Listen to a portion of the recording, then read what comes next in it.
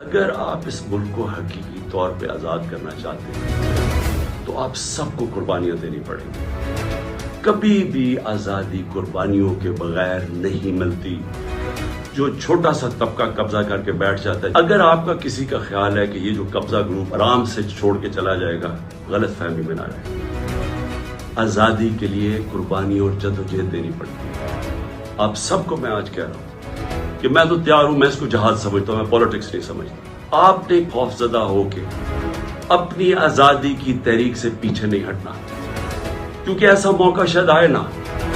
जो इस वक्त कौम खड़ी होगी और जो शऊर आ गया कौम में, जो हमारे नौजवान आज खड़े हो गए हैं, आपने अब इससे पीछे नहीं हटना। ये तहरीक उधर पहुंचेगी जिधर हम अपने आप को ऐसे एक वो पाकिस्तान बनेगा जिधर हमें कोई खौफ नहीं होगा कि हमारे ऊपर कोई जुल्म कर सके।